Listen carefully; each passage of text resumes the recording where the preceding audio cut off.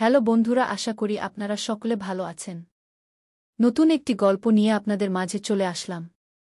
আশা করি গল্পটি আপনাদের অনেক ভালো লাগবে।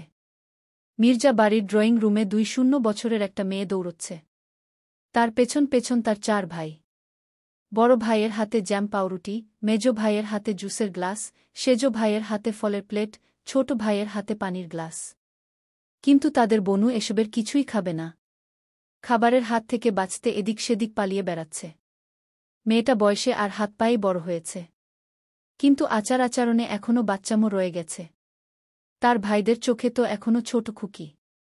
4 ভাই তাদের আদরের বনুকে সেই 10 বছরের ছোট মেয়ে মনে করে। অর্ণব, বনু দুষ্টুমি করে না, একটু খেয়ে নে। উষা, ওয়াকছিক। বড় ভাইও, এগুলো খেতে আমার একটু ভালো লাগে না। আদিলক, দ্বারা বনু, একটু জুস খেয়ে নে। উষা, খাবো না, খাবো না, আমি কিছু খাবো না। ঈশান, লক্ষ্মী বনু আমার, খাবারটুকু না খেলে তুই দৌড়ানোর শক্তি কোথায় পাবি? ঈশাত, বনু আর কিছু না খাস, কয়েক পিস ফলের টুকরো তো মুখে দে। উষা, একদম না, আমার খেতে ভালো লাগে না।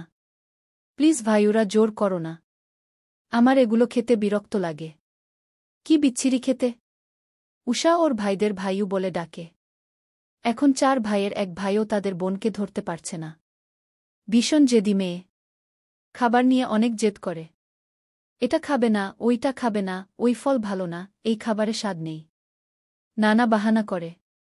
আর 4 ভাই প্রতিদিন ওর পেছনে ছুটে হয়রান হয়ে যায়, কিন্তু কখনো বোনের আগে খাবার খায় না। যত দেরি হোক বোনকে খাইয়ে নিজেরা খাবে। সবার আগে ওদের বোন, তারপর বাকি সব কিছু। অর্ণব, বনু তুই কি খাবি না? উষা, আমার খেতে ভালো লাগে না ভাইউ। আদিল, ঠিক আছে, তোর খেতে হবে না। তুই না খেলে আমরাও আজ কিছু মুখে দিব না। ঈশান, ভাইয়া সব কিছু রেখে দে তো, আমরা কেউ কিছু খাব না। ও জানে না, ও খাবার মুখে না দিলে আমরা খাই না। কৃত্রিম রাগ দেখিয়ে। উষা, ইমোশনালি ব্ল্যাকমেল করছ। মুখ গোমরা করে। ঈশাত, তোর কিছু খেতে হবে না। চলো তো ভাইয়ারা, আমরা আমাদের কাজে চলে যাই। আজ আমরা এক ফোঁটা পানিও মুখে দিব না। তোরও কিছু খেতে হবে না। 4 ভাইয়ের বুদ্ধিটা কাজে লাগল। 4 ভাই চোখের ইশারায় এমনটা করেছে। উষা চুপচাপ ভদ্র মেয়ের মতো সোফায় এসে বসল। তার এখন কান্না পাচ্ছে। খাবার খেতে তার সবচাইতে কষ্ট হয়। আদিল, এই তো আমার জাদু বনু, দেখি হা করত। উষা, আমার খেতে ভালো লাগে না। ঈশাত, তোর কি খেতে ভালো লাগে একবার বল, পুরো দোকান তোর জন্য উঠিয়ে নিয়ে আসব। উষা, আমার ফুচকা খেতে ভালো লাগে। ঈশান, ঠাটিয়ে একটা চড় মারব।